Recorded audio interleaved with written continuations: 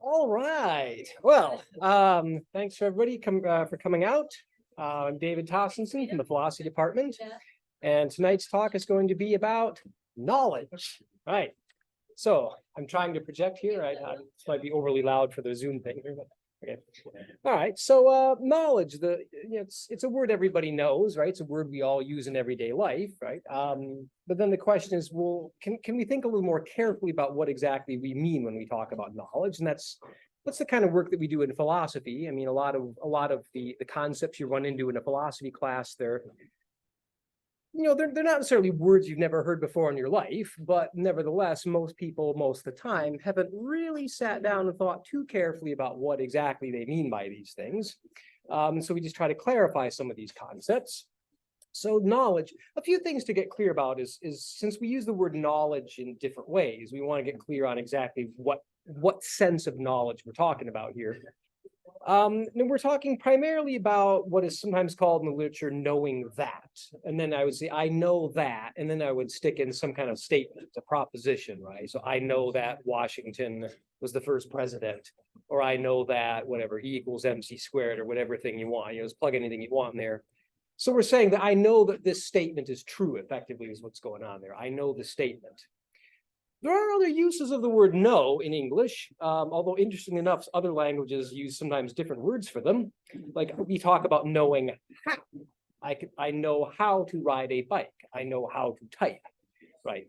And that is kind of abilities. We're talking about abilities, things I know how to do. So in the philosophical literature, they often talk about this as knowing that versus knowing how. And knowing how is really interesting in its own right. I mean, we could do stuff on that, but we're setting that aside. That's not going to be the focus of tonight's discussion. Although we could get into it if you want to do. There's plenty to say. There's also this interesting use, again, in English anyway. Other languages will sometimes use a different word for this. I can say I know Peter, right? I mean, I know Paris. I can say I know a person or I know a place, right? Just meaning I'm familiar with it. I could say something about it, right? Again, not our stalking horse tonight. We're looking for the propositional knowing that. So with that sorted out, what does it mean to know that, say, Washington was the first president, right? What are we getting at? What I'm going to do is go over a very common, not entirely uncontroversial, because nothing in philosophy is entirely uncontroversial, but a relatively common analysis, an attempt to explain the idea of knowledge. In the literature, it's the JTB analysis, so we'll say something about that. And then I'll say a little something about one particular aspect of it that I think is maybe worth spending a little time on. Right? So according to the JTB analysis of knowledge, for a person S, right? S is the knowing subject, right? To know that P, where P is just whatever proposition you want to stick in there, S must believe that P must be true, and S must have justification for the belief that P, right? So all of these, of course, need a lot of explanation, right? I mean, any one of these you could spend, an enormous amount of time trying to unpack. But I'll just quickly run through them. So the idea that S must believe that P, I mean, that's maybe relatively uncontroversial. I can't know something if I don't think it's true. I mean, if I don't believe it, I wouldn't say that I know it. I mean, I don't believe the moon is made. I don't know that the moon is made of green cheese. For a very simple reason. I don't think that's true. I don't believe that the moon is made of green cheese, right? I don't know that Jefferson was the first president because I don't believe that he was. So that's the kind of thing we're talking about here. Just I must accept this in some way. And there's some interesting questions there about whether or not that means at some point I ever actually had to sit down and think the proposition to myself, like, yes, Washington was the first president. Is that what it takes to count as believing something? Because a lot of things that I probably want to say that I believe, I've probably never done that. Right? So I believe I'm wearing shoes right now, but that thought had just occurred to me. I had not been thinking. I was just looking for some off the wall random example, right? Yeah, you guys, good to check these things sometimes, right? Most of the things we might want to say we believe, we've probably never actually articulated to ourselves in that kind of explicit way. And the question is like, well, do those count as beliefs in the relevant sense? That's an interesting question that, at least for now, I'm going to set aside. You want to come back to that, we can. The least controversial element of this is that to know that P must be true, you cannot literally know something that is false. You can think you know something that's false. And by the way, that's sometimes where I run into a little bit of pushback on this one, is people sometimes say, well, didn't ancient people know the earth was flat? No, they did not know the earth was flat. They thought they knew the earth was flat. Until it was proven that it was. Yeah, I know. I know they discovered it was round pretty early on. But no, they believe that. They didn't know it because it's not true. Right? You can't literally know a falsehood. You can only think you know a falsehood. And then the last one's the most interesting one, I think, and the one that I want to spend a little bit of time on. Because it seems like you don't want to just say knowledge is true belief. You don't want to say that, because you could get something right just by dumb luck. You could believe some totally random thing for some absolute history. Yeah, right. History. Right. Well, I mean, like, okay, yeah, I could just say because I could say some totally random, I'll use history for example, since I got you two sitting here. I believe that Washington was a British spy during the war, right? And you're thinking, well, this is nonsense. This is total nonsense, right? What if it turned out we find some amazing diary? It turns out he actually was, but I had no access to that information. I just believe this because I'm crazy, right? But sometimes crazy people are right, kind of by accident. What's the old saying? Just because you're paranoid doesn't mean they're not following you, right? It could be that I believe something that happens to be true, but I got no reason for believing this, or I believe it for a really dumb reason. Like I could say, I believe that I'm going to win the lottery. Oh, what's my reason for believing that I'm going to win the lottery? Well, I got a fortune cookie that said, I should attempt great ventures. That's why I believe that I'm going to win the lottery. That's no reason to believe that you're going to win the lottery. Right? Nevertheless, I might actually win the lottery. It could be true, right? But would that count as knowledge? Intuitively, no. We want to distinguish between effectively being right by luck, just a lucky guess, basically, that happens to be true, or even worse, not even a lucky guess, just you're believing something for reasons that are just ridiculous. Like I believe it on the basis of a fortune cookie. Or I read some tea leaves and think that's, I believe there's no greatest prime number because I read some tea leaves. It's like, well, that's a stupid reason to believe something like that. That's no reason at all. Nevertheless, I might believe something that is true for a very stupid reason. Right? So with that qualifier, that's how we would distinguish between lucky guesses or just random, lucky stabs in the dark that happen to turn out true, and knowledge. So these are the three traditional, this is sometimes called, again, the tripartite analysis. I didn't put that one on there. The tripartite analysis of knowledge, or the JTB analysis, justified true belief. Oh, yeah. Right. In case that wasn't clear, yes, JTB is the justified true belief analysis. And there's an interesting question about whether that's sufficient. And I know at least some people in the room are aware that there are interesting complications that quickly arise to whether you could have a justified true belief that counts as knowledge. It's possible that we might need to say more, but it is at least not it's relatively uncontroversial that this is at least necessary, that whatever else might need to be added into the mix is at least got to be a justified true belief, right, to count as knowledge. Okay. Yes.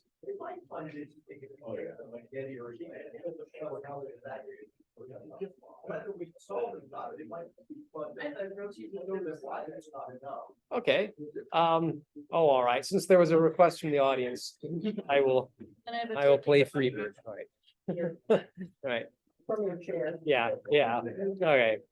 So, okay, one reason why we might not think that that's enough, that it's not sufficient, we might need to add some kind of other qualifier to the mix here. Actually, I'll use just to buck the tradition here. I mean, usually we call these Gettier cases because they were sort of rediscovered in the 60s by an American philosopher named Edmund Gettier, who made a career out of this. Yeah, died not too long ago, but he's not the first person to think of this. The examples of these Gettier cases are actually ancient, and I'll use one from an ancient Indian logician. Now, what was his name? Was it Patanjali? I don't remember actually, but it was an ancient Indian logician because they had some wonderful logicians back in ancient India. And so he had this is thousands of years ago, right? He had this example. What if you're traveling across country and you see on the horizon what looks, from your point of view, it looks exactly like smoke. And so you see a cloud of smoke over on the horizon, and so you therefore believe, okay, someone has a campfire, or someone's setting up camp across the horizon, right? And it turns out, yeah, someone is in fact setting up camp over the horizon, right? So you believe it, and it's true, and it's not a random guess, right? I mean, you believe it on the basis of this smoke that you see on the horizon.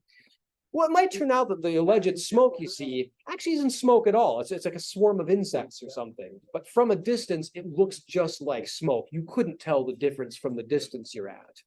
And he is trying to light a fire, but he hasn't quite got one going yet. Or maybe he just got it going and there hasn't been enough time for the smoke to accumulate visibly. So I believe there is a guy lighting a fire over the horizon, and there is. And it's not a random guess. I believe it on the basis of what looks like pretty good visual evidence. And yet, intuitively, I don't know that there's somebody over the horizon setting up camp. And there's lots of other examples like this. Just these cases where there's this kind of curious mismatch between your evidence and the truth of the belief, where it happens that you do believe something that's true on the basis of some kind of justification. It's not just a guess, but nevertheless, there's some kind of disconnect that intuitively we would think this wouldn't count as knowledge.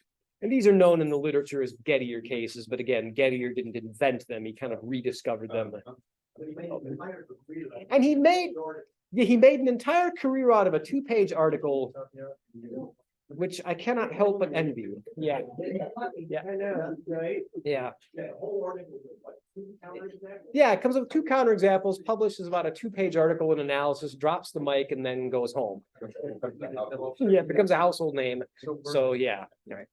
So anyway, but nevertheless, it's at least uncontroversial that at least a necessary condition is that something would have to meet these 3 conditions of being justified, being true, and belief.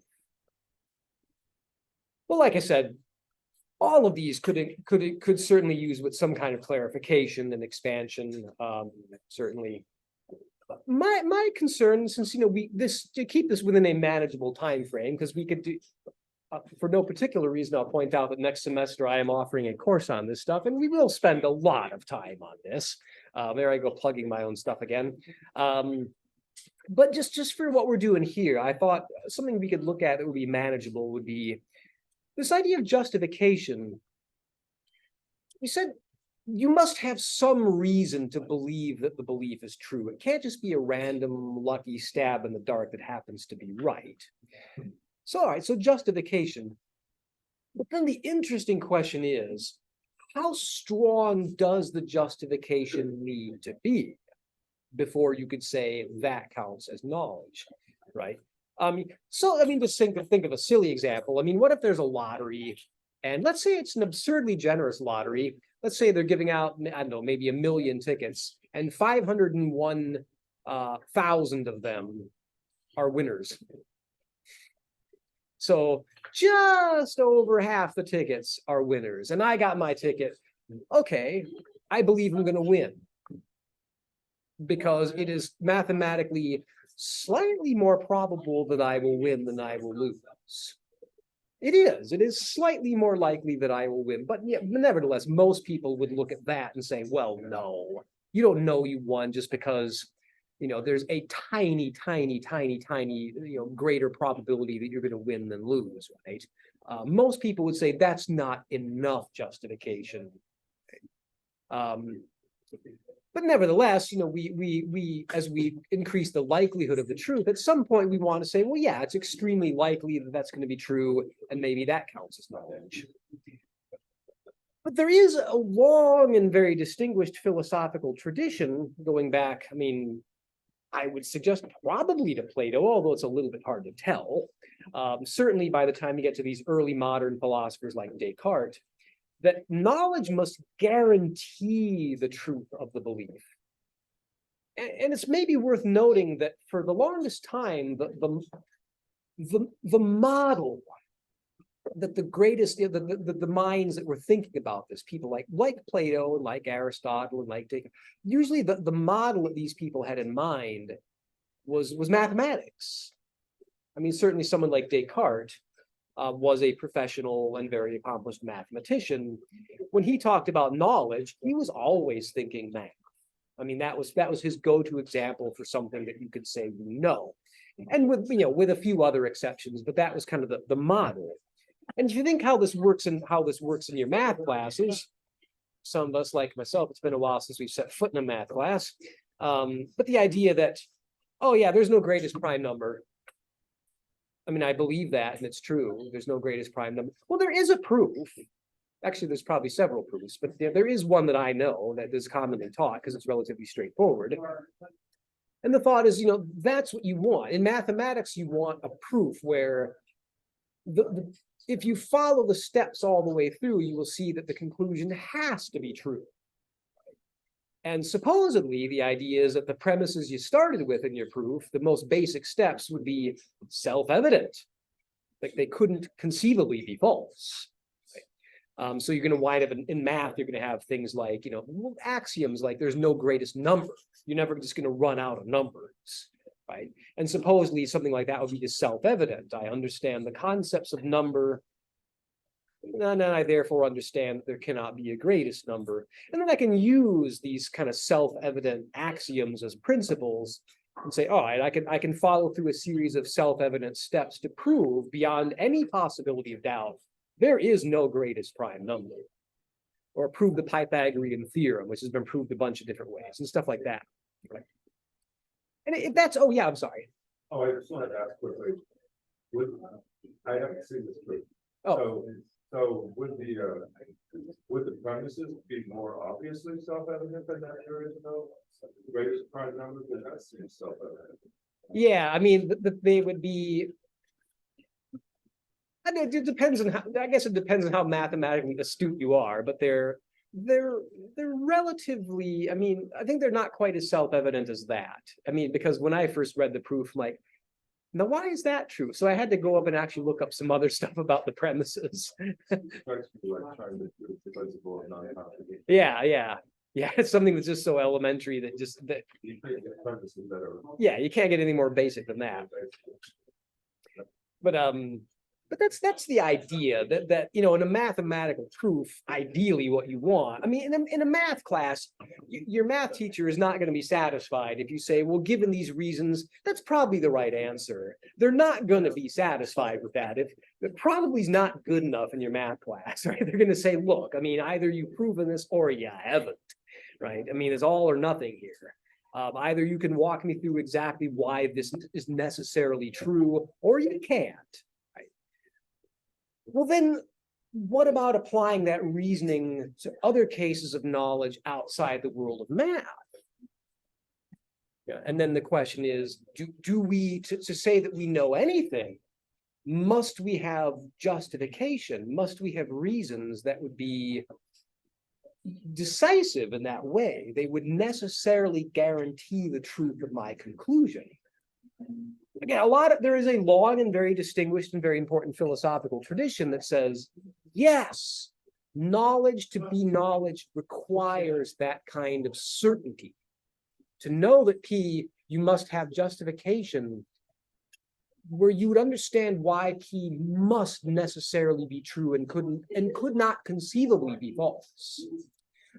You know, although that is a view that many very intelligent philosophers have had, and you know, and it has this long and distinguished history, this long and distinguished tradition. I think it's clear enough that that's a really tall order. I mean, that is a very, very high bar to clear. I mean, a lot of things, I mean, to take history as this, again, since I got you through here, I can pick on you. To take history as an obvious example, I mean, how often in history do you find something where it couldn't even conceivably be false? Until we find out it is. Yeah. Yeah. I mean, so, you know, we look at records, but of course, records can be forged.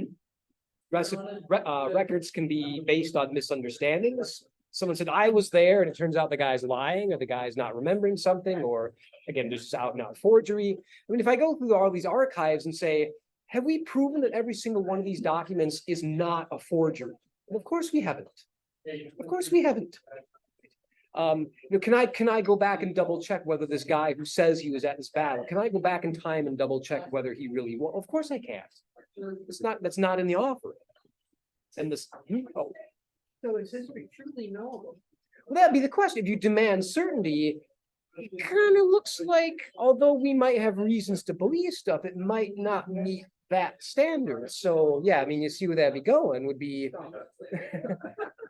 There is, if that's the demand, it kind of looks like we might be stuck with the conclusion that, yeah, there is no historical knowledge. Crap. Yeah. And, you know, and that's just, of course, one example. I mean, we might think that the sciences are more secure than that, but anybody, like maybe anybody at this table, for example, who knows a little something about the history of science knows the history of science is a history of mistakes.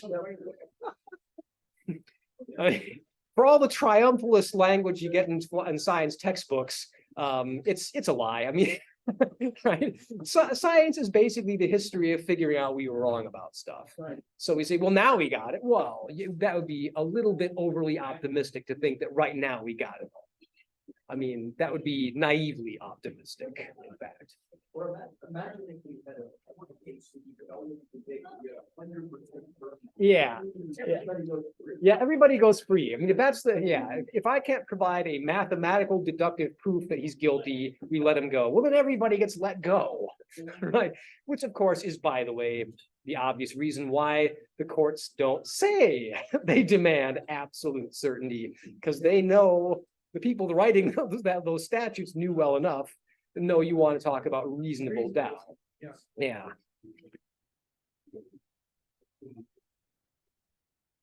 All right.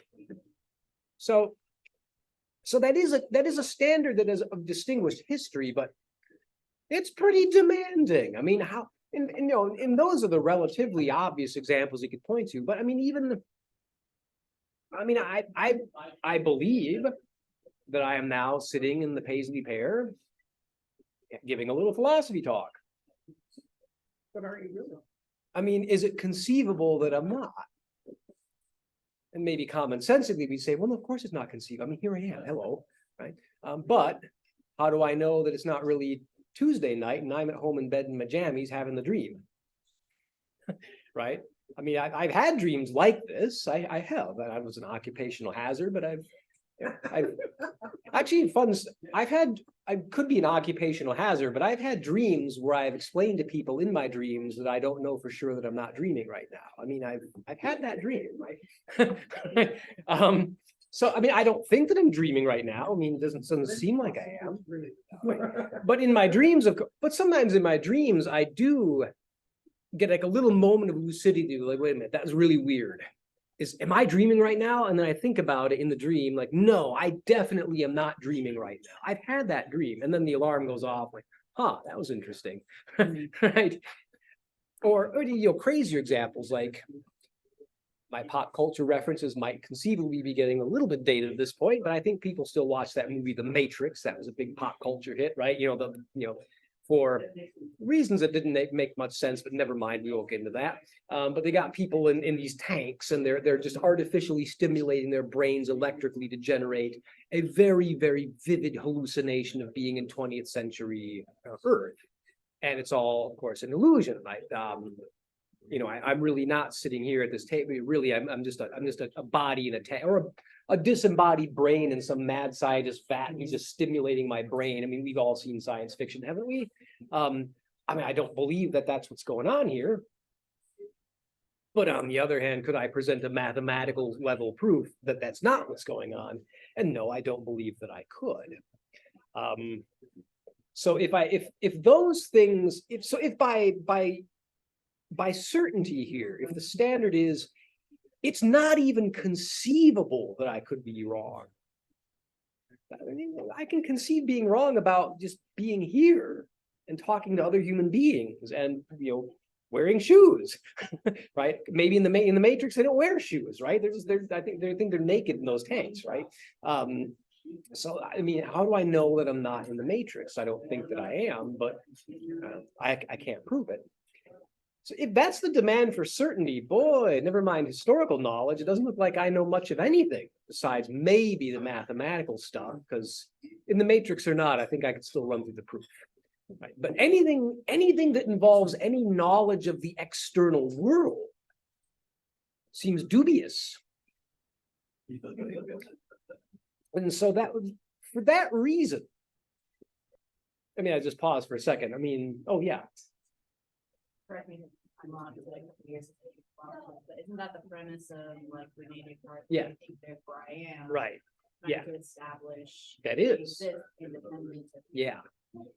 Yeah. So Descartes thought, besides the mathematical stuff, he could at least be certain that he existed. So he says, wait, what if I'm wrong about everything? Well, then I got to be here to be wrong. Now, do I also have a material body? I could be wrong about that, but I do know that I exist as a thinking thing. And even in the Matrix, I could know that I exist and that I think. So that was what that's exactly the kind of thing he was picking up on. But then he opened that can of worms, didn't he? Right? And the thought is, do we really have any knowledge about I can know that I exist, and I can maybe know that I'm having these conscious experiences, perhaps. But is any of this accurate? It's conceivable that I'm wrong about all of this. And if justified true belief requires certainty, I don't have it. Or at least plausibly, I don't. In which case, my body of knowledge is very small. I mean, I could maybe know some stuff about my own consciousness. I could maybe know some mathematical stuff, because that doesn't depend on inferences based on causes or effects or anything like that. Maybe I could know some stuff from logic, like the principle of non-contradiction.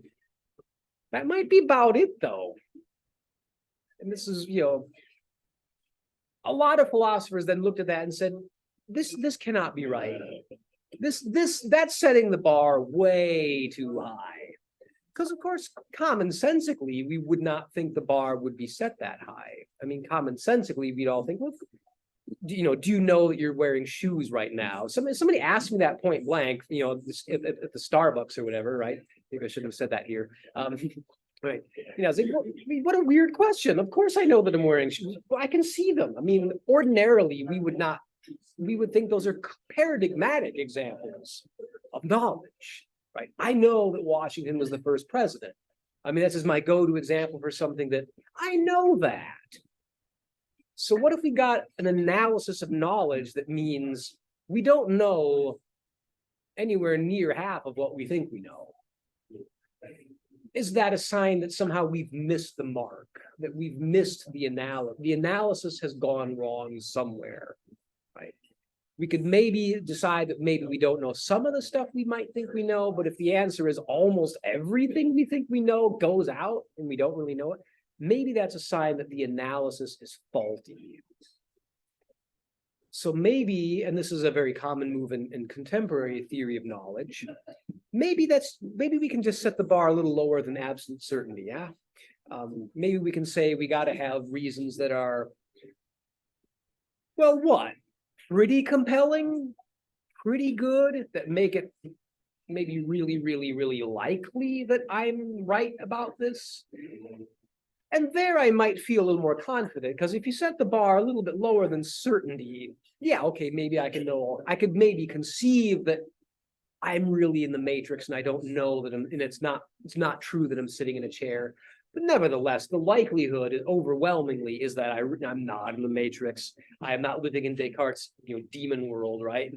I'm just sitting here in a chair, not dreaming. Good enough. Maybe I don't have absolute certainty, but it's good enough. Why is the likelihood, how do we know the likelihood? Why is the likelihood above? Well, see, there you go. Right. No, I mean, but that's exactly it. Because, but just to set the stage here, I mean, yeah, and that's where we're going next on. That's the next act of the little play here, right? Is that, and a lot of contemporary epistemologists, people who work on the philosophy of knowledge, have said, oh, well, that certainty standard, maybe that was a goof, maybe that was a mistake. Maybe, I mean, certainty is nice, you didn't get it. But maybe we don't need to have certainty to count as knowing things. But then that does raise the obvious questions, like, well, because the nice thing about certainty, and I think the reason why people like using that standard is because at least I know what that means. Could not possibly be wrong. Yeah, I got that. I understand that. I can quantify that very easily. Yeah. So is it fair to start turning everything like social sciences, some in archaeology? The big Oh. trend is to turn everything into math Mm. with Bayesian models. Mhm. Is that fair? Well, certainly if you want, a standard of certainty, I mean, there's a reason why the mathematical stuff is so tempting to use, is because you can get that Well, level of I think certainty. it presents an illusion of that. is my point. Yeah, and certainly you could say that, the in the sciences, or even in something like archaeology, I mean, the math itself might achieve that level of certainty, but of course, it still takes human beings to plug in the data, right? And that's right. And that was the point that someone like Descartes made. And he wasn't thinking of archaeology or the social sciences, but he was thinking of something like physics. And, he was living at a time when mathematical physics was becoming a reality. And he says, well, we want to go with the math to the greatest extent possible for that reason, because equations you can prove, but it does eventually involve someone actually making measurements and entering the numbers. It involves interpretation. And he was very keenly aware of that. But also, basically, reasonable probability. It is. Not speaking to certainty in some probability. Right. So it's still, even if you converted everything to Bayesian and calculus. Yeah, you could, Less than certainty. That's what I mean. It gives Yeah. this illusion, and to the uninitiated, Mhm. it becomes the absolute. Yeah. The Bayesian stuff, I can tell you with absolute certainty what the probability is, but then what you do with that is your business. Right. Probability once it's calculated, or once you establish probability. Right. Yeah, you still need, you base theorem, right? You still need the initial probabilities to start There with. still has to be truth in the variables. Mhm. Right. So the question then would be, is that setting the bar so high that it's unattainable for things like that, where we're again, commonsensically, I mean, before you've been contaminated by your exposure to philosophy, you think, well, of course I know these things.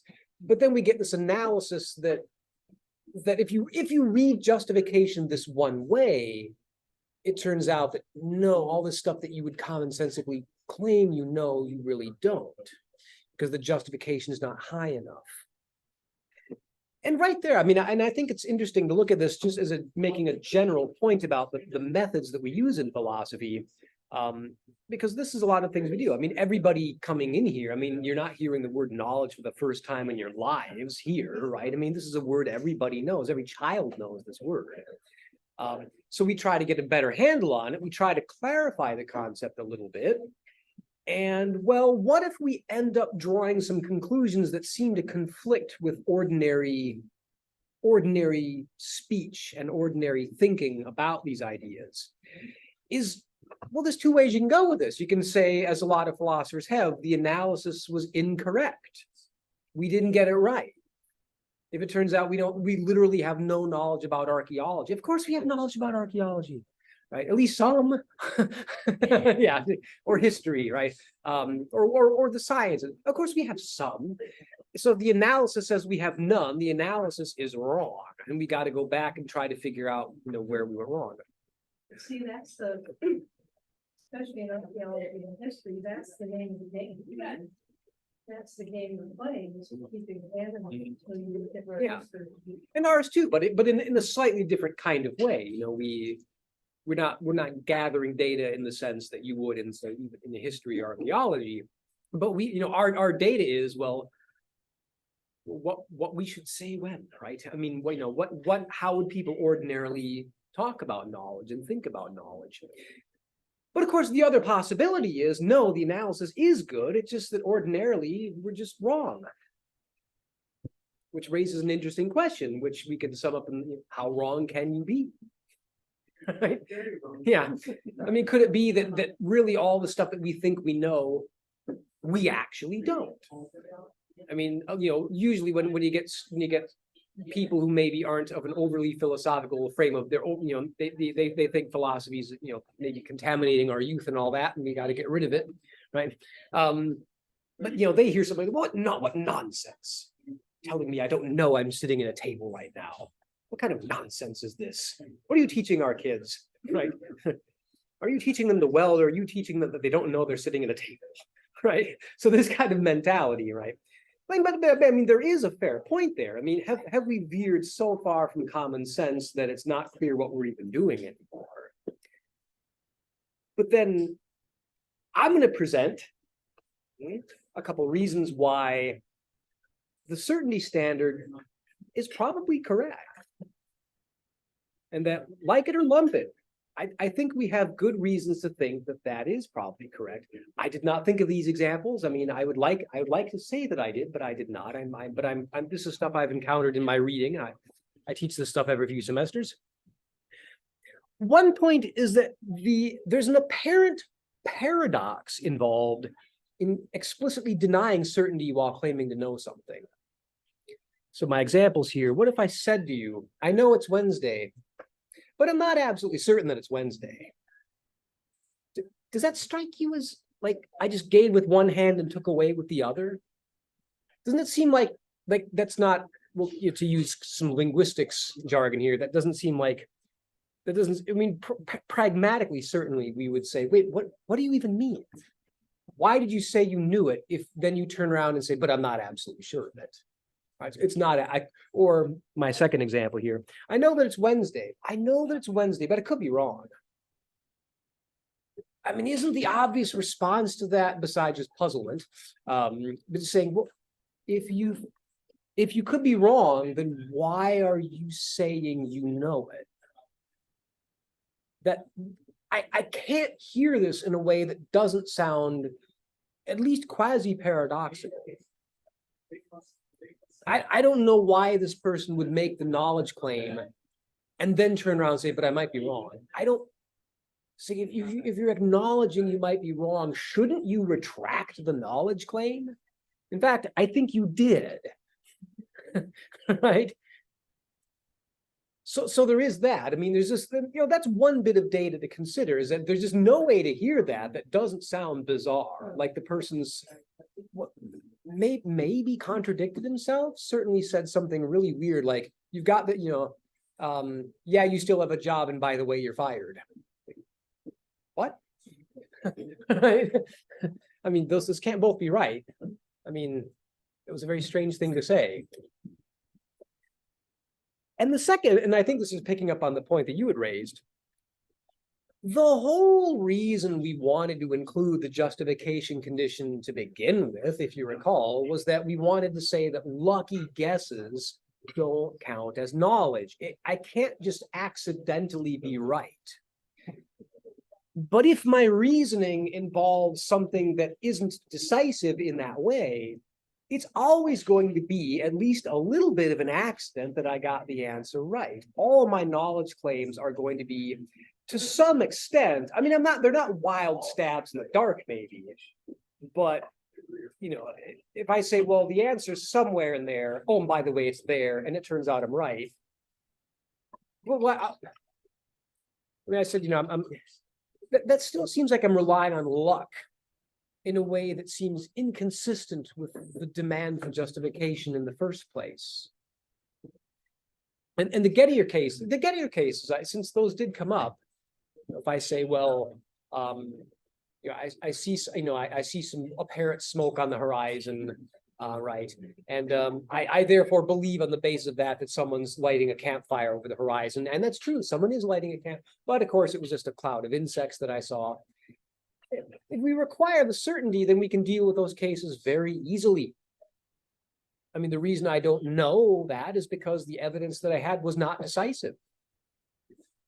The Gettier cases do not arise. You don't get Gettier cases in your math classes. You can't. You don't get Gettier cases if you're doing formal logic, you know, P then Q and all that fun, you know about that, all that fun stuff, right? You don't get Gettier case, you can't. Because the reasoning that you have is decisive. There's no way you accidentally got the answer right if you're following the steps of the proof, right? Okay. Oh, it looks like someone actually just joined us. Hello. Yeah. You were just raising. Oh. I don't know if you want to talk about it, but just in case. About what? So, two things. First, I'll start with these examples, sort of certain examples. It strikes me that we don't talk this way that we could, Mhm. and that I think of like how many Muslims were like, if you ask what are you going to do, Oh, yeah. they'll preface it with God willing, Mhm. God willing all. Mhm. And that we could just preface it. It's like, I know that it's Wednesday, provided that I'm not in the matrix, provided that the evil genius hasn't corroded my faculty, et cetera, like. You could do that, yeah. We don't include those conditions, but we could. Like We could. Although my initial response to that is that if you did that, I think that's a different proposition. It's now a conditional proposition. So, I mean, that's my initial, I've never heard that, but I mean, but that's my initial response. Well, I'm very corrupted by philosophy. Sadly, we I are. do actually what I always had, very low conditional. Mm. Yeah, and another thing, you said, just the other thing was about the Gettier cases. You don't get those with math and stuff, but of course you can step back and imagine that we're like broken calculators. Descartes, genius, right? We can step back and imagine that we're like broken calculators, and that we think 2 + 2 = 4, even though it doesn't. Mm. We can't help but think it does, and we feel certainty. That's just Mhm. Yeah. Yeah, the question would be whether, you know, what certainty even means here. The impossibility of my being able to imagine otherwise might not be good evidence. Yeah, I mean, you certainly wouldn't want that to be the standard, because there's all kinds of reasons why I might not be able to imagine something. And then I could say things like, well, I'm confident I'm not broken like that, because if I am, everybody is. Mhm. Then we're not talking mathematics. Yeah, right. Factors. Right. Mhm. Yeah. So one thing I wanted to, you know, then the question is, if I'm right about this, that is a conditional. If I'm right about this, the question is what to make of that. And again, in philosophy, you know, usually there's just a couple, you know, if the argument works, there's a couple different lessons you can take from it. And the question is, what lessons do you think are best supported? You know, and one of them might just be that we don't have half, and maybe we have no knowledge, or maybe we certainly don't have half the knowledge we think we do. And one question to think about is, and of course, skepticism is ancient. I mean, people like Sextus Empiricus running around in the ancient world, right? You know, a lot of people think that's very threatening. Like there's something really like, well, we don't have knowledge. We cannot accept the view that implies we don't have knowledge. I don't know, what's the big deal? I mean, that is one possible response. Because after all, if I say we don't have knowledge about history, That's not saying that we have no evidence at all and every guess is as good as any other. No, that's not what that means at all. There's still such a thing as an educated guess. There's still such a thing as being able to point to something to justify your answers. And I think that's, I was talking about this, I'm teaching intro to philosophy. I keep plugging my classes. I'm teaching intro to philosophy this semester. And I just gave them an assignment about knowledge, and a lot of them really were kind of taking that very threatened, like, well, if they, if we take that Cartesian, certainty is required. Oh, we couldn't get by in life. Like, why not? I mean, there's lots of things I wouldn't claim to know, and yet here I managed to muddle through somehow, right? And most of, so maybe it's like we could think of knowledge as a kind of ideal, a kind of standard of perfection that we could maybe aim for, but we'll probably never reach that level of certainty. And like most ideals, it's not going to ruin our lives if we don't live up to it all the way. I mean, so that is one possible thought, is why not just accept that, accept that my reasoning here is good. Like, okay, we don't really have this knowledge. So, I mean, who dies because of that? we got to make leaps in the dark all the time anyway. So that's one possible response. Although I see some skepticism there. No,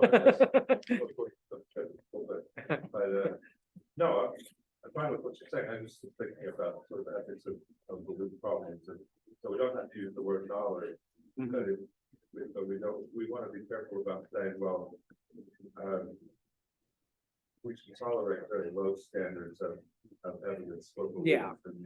And it's okay that you drove on those bold tires. No one can know for sure that they were going to blow. This kind of thing. When in fact we should say no. You're dropping the lowest standard. For the airplane mechanic, we should allow him to drop the bird. So some standard. So we don't necessarily need the word knowledge, but we need something that does that kind of work. Yeah, and we can have something like, and we would have to have some kind of sense of, well, what standards would be reasonable to have.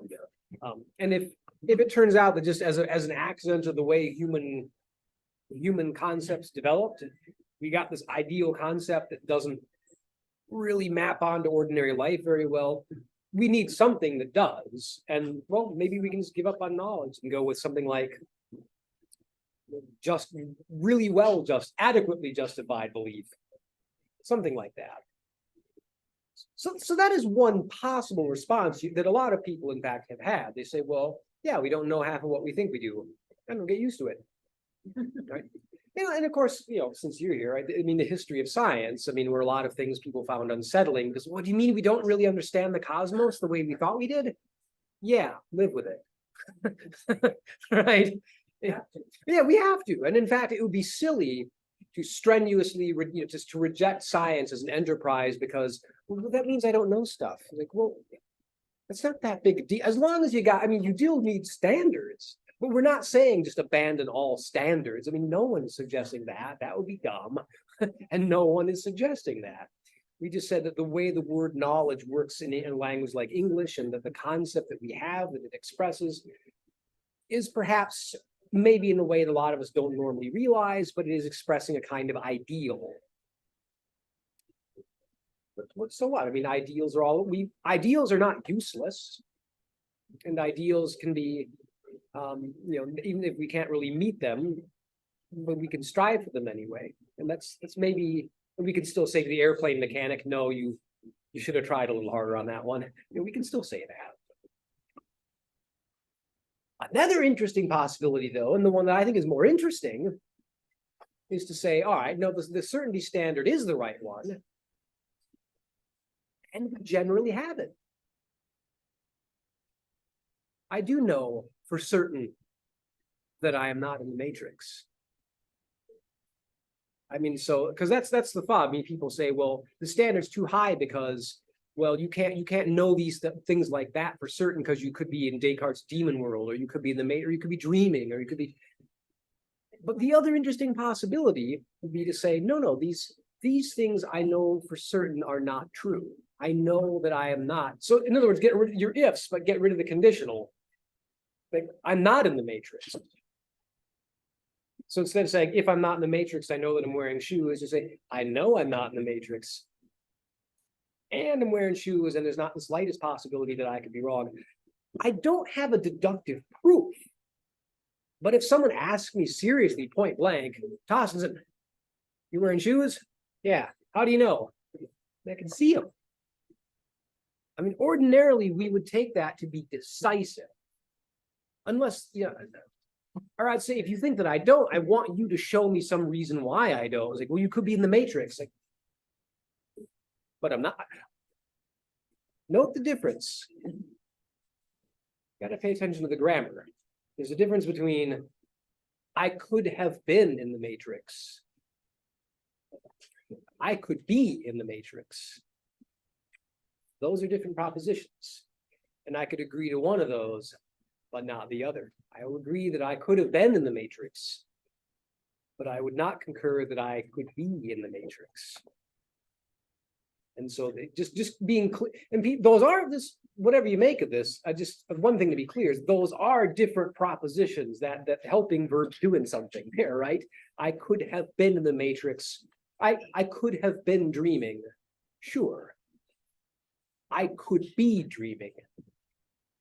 Nope. I could not possibly be dreaming. I could have been, but I'm not. And because I'm not, I know that I'm sitting here eating a grilled cheese sandwich. And that went on slightly longer than I was anticipating. But anyway, that's kind of all I had to say, just in terms of getting the ball rolling. So I'll be quiet now. And anybody wants to talk about any of the stuff, we can talk about the stuff.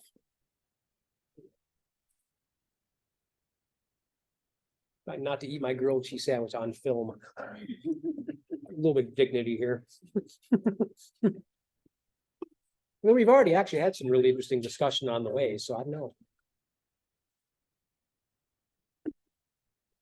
You want to take in? Ain't it though? Yeah. It's about the paradox. Paradox. Okay. But maybe it's because I was so infallible justification for so long that neither of those things just seem false to me. Because I also accept that knowledge doesn't require certainty. And I wonder to what extent simply begging the question is infallible. Because you're importing, I mean, the only way to take the authority is that certainty is the and I don't, so I'm not being paradox. Right. They're a little unusual, we don't want to talk about things, particularly about Wednesday. But we certainly can say things like, I know this, and I'm pretty sure of it, I'm confident in this, but I'm not certain. I don't see that as contradictory, and I don't believe that it's required. So I wonder if you want to take this sort of thing. It's meant to be an appeal to ordinary competence in using the concept. And I think that for people who haven't been extensively contaminated by philosophy, would certainly I think ordinarily, I mean, and you could try the experiment of trying it. I mean, Like that, they're like, I'm not sure of the name. I can sort of guess, but then the question is, would you insist that you knew? That's the question. If someone said, well, because like you changed the wording, which I think is significant. It's like, I'm pretty sure. Well, I'm just saying, people use this, I think it's. But what if I pressed him on it though? What if someone says, well, I know that today's Wednesday. Are you absolutely certain that today's Wednesday? Well, I'm pretty sure that today's Wednesday, but do you know that it's Wednesday? I think most people would back down at that point. I mean, again, I don't know. It's not in. I mean, of course, it's not intended to be question begging. Of course, it isn't. It's meant to be just an appeal to ordinary usage and ordinary, that most people would in fact find out those to be at least apparently paradoxical. Which again, it could be that the air of paradox is an illusion, and there's not. It'd be interesting to think, why they might strike people as such, and of course there might be a story to tell about that. how does context impact that? For Ah. example, the Wednesdays, if we're gonna be executed on Wednesday, well, I don't think it's Wednesday. Right. Yeah, context is interesting because context serves to, it does a bunch of things, but one thing it does, of course, is it serves to fix the like if I say Wednesday, I mean, there's a bunch of Wednesdays, right? So which Wednesday am I talking about? You know, it's the context that would determine that I mean today and not last Wednesday or next, you know, the Wednesday after. Some philosophers working on this kind of problem they called contextualists. They've argued that a term like know or knowledge is actually context sensitive in ways that lots of other words uncontroversially are. Like if I say it's raining, I mean, if I'm on the phone with somebody who's in, you know, Taiwan or something, and they say, well, it's raining, and no, it's not raining. Like this should not cause any confusion. I mean, I think we can pretty quickly sort this one out. Like the it's raining, the context makes it clear it's raining where I am. And maybe, you know, or I might need to add something to clarify if the context meant that you might misinterpret that. It's like it's raining. You say, what do you mean it's raining? It's, oh, I mean it's raining in the next town or something. The clouds haven't reached us yet or something like that. So some people think that knowledge, the word knowledge, is context sensitive in that way. So the interesting thought is like, do I know that I'm wearing shoes? They would say, well, in this, actually, this is a bad example. Because, well, no, notice there, I mean, and this is actually an interesting point. Okay. When you're not in a context where philosophy is being done, basically. So you're just at the Starbucks or whatever, and someone says, you know, I know that I'm wearing shoes. Yeah, that's fine. They know because they're in a context where the standards would be low enough that, yeah, that would count. But then we have a conversation like this, like, but you could be in the matrix. It's like, now the word know, the context raises the standard to that maximal standard, and now I don't. So contextualists have suggested, and of course they think that the reason why philosophers run into trouble is because by just raising the question, you have, by doing that very thing, you have now generated the context where certainty would be required. So any attempt to talk about it will necessarily spoil it, right? So we can have the ordinary standard, which maybe doesn't require certainty, but if we try to talk about it, we by doing that, we've raised the standard, right? I don't buy it. I think there are reasons to think that contextualism doesn't make a lot of sense, but it is a view that it's a minority view, but there are certainly some philosophers working on knowledge who think that move solves a lot of the difficulties that we're running into, why we find it so, this ordinary concept that we all use all the time, but then when we try to talk about it, you know, it seems slippery. It seems elusive now. It's like, well, you know, if that was actually the title of a famous paper, Elusive Knowledge. Why is it elusive? Because the second you start talking about it, it's gone. Right? It's like chasing the horizon. Yeah. So yeah, so some people think that context matters a great deal. I mean, whether you are in a context where, so in other words, whether the context would determine, the thought is generally, the context would determine which possibilities you can ignore. Like if I'm at the Starbucks, and someone just says, hey, do you know if your coffee's up yet? In that context, I can ignore the possibility that I might be in the matrix. Right? But in my philosophy class, I can't. In archaeology, the context supports the validity of. Oh yeah, okay, I see where you're going with that. Yeah. That's why it's.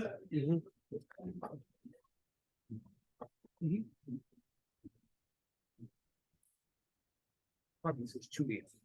I'm very good with coffee. Well, I let anyone else go, but I have something to say like that.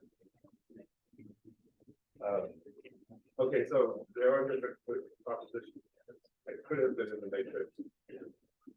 I am in the matrix. Different propositions. I could have been dreaming. I could have been dreaming, but I'm not dreaming. Different propositions. But if you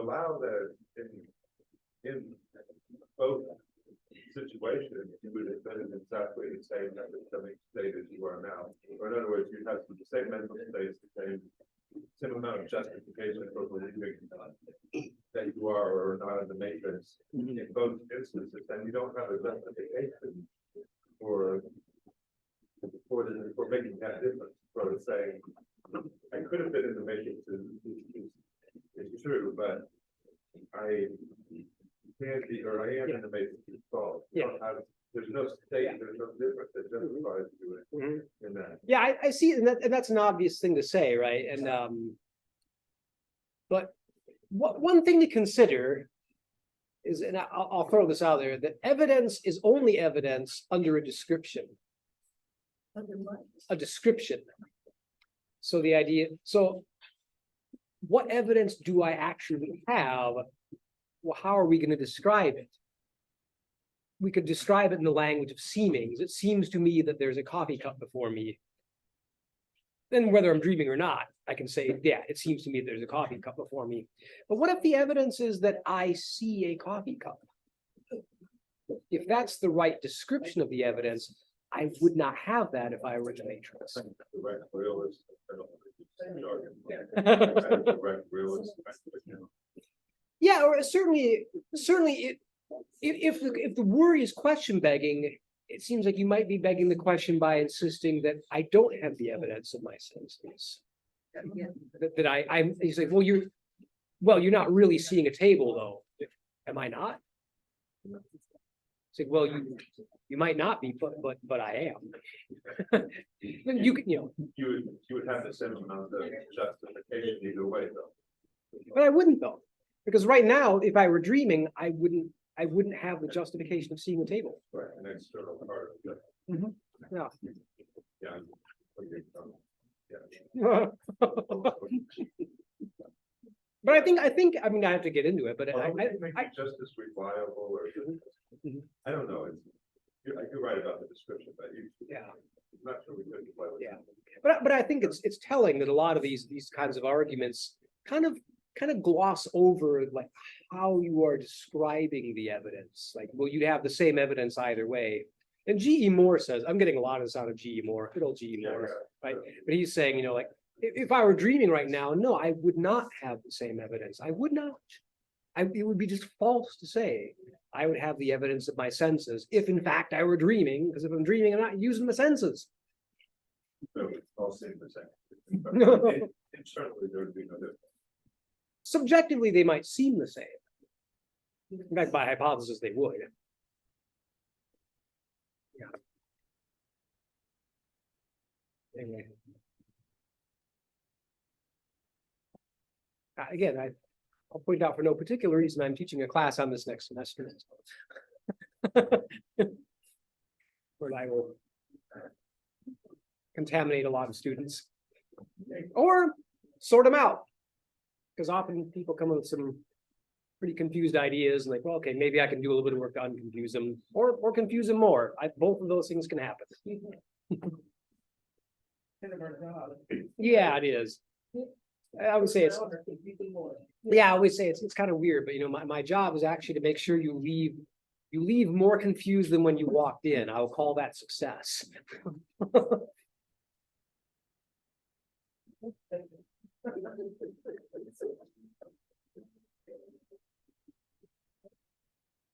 think I'll stop. Well, we got anything else or we? Thoroughly confused, yes. Okay, great. That's mission accomplished. All right. Yep.